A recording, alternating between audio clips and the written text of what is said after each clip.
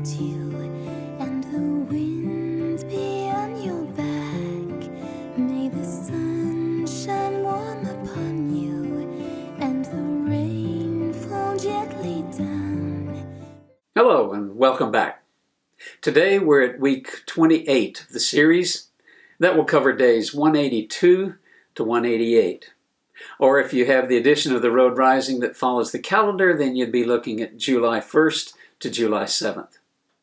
After last week's encounter with the lion, which ended with his demise, and the encounter with the evil man that resulted in his leaving, at least for a season, we can't help but think that the music has finally turned back from minor to major. In the words of my high school football coach after I'd been blindsided by a very large and committed defensive linebacker, "Well, son, it's all over but the pain." And pain is something that is not in short supply, as far as friend is concerned. A rescue party arrives, and after some initial first aid, proceed to carry him by stretcher for 2 days to the hospital tent at Rendezvous. It's a grueling struggle for the first responders, but, and here's my point, it was an act of love that only fellow pilgrims could understand and appreciate. Let me explain from the July 7th journal entry, day 188. My senses were assaulted by the smell of hot canvas and medicine. I looked up to see the sun beating down on the ceiling of a white tent. Now that explains the canvas, but what about the medicine? Oh yes, I'm in the hospital. I reached over to scratch my right arm and discovered it was connected by a clear plastic tube to a bottle of something hanging on a hook. With my left hand, I began exploring my surroundings. My chest was covered in thick bandages. My left arm was wrapped in some kind of plaster. I tried to move my legs but could not.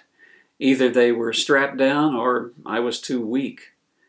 Moving my arm farther to the left, I came in contact with something metallic. It slid off the table and was resting on and raised such a clatter that a nurse came rushing in. "Oh, it looks like you're awake. Here, let me get your arm back over here where it belongs." Feeling like a child who had been caught doing something inappropriate, I asked, "Am I still in one piece?" "There we are," she said, giving my arm a gentle pat while giving me a message in no uncertain terms that I was not to move it again. "I'll just see if the doctor is available to see you now." Why do nurses never tell you how you are? She left quietly, and soon the doctor, who had first seen me on the trail, came in with a big smile. I felt better already. "Thank you," he said without preamble. I gave him a questioning look, and he went on. "The last couple of days were some of the best times of my life. I've always been a good doctor, but it seems that I never had a chance to be a real friend to anyone. Out there, I wasn't just Dr. Artinian. I was Robert. Out there, Robert discovered some of the finer points of life, like how to split firewood, how to roll a sleeping bag, and, well, how to sit with a bunch of guys and talk. I've got you to thank for the experience." "Robert?" I asked. "Yes? Would you be a real friend like right now and tell me how I am?" I'm sure you've heard this preached before, but it bears repeating. For those of us who share our faith in God, love in the strictest sense is not a noun, but a verb. From God's point of view, it's not a feeling, but a noun. I know that sounds a little convoluted, so let me quote our brother, the Apostle John, from his first letter, chapter 4, verse 8. The verse ends with these unforgettable words, "God is love." There's your proper noun.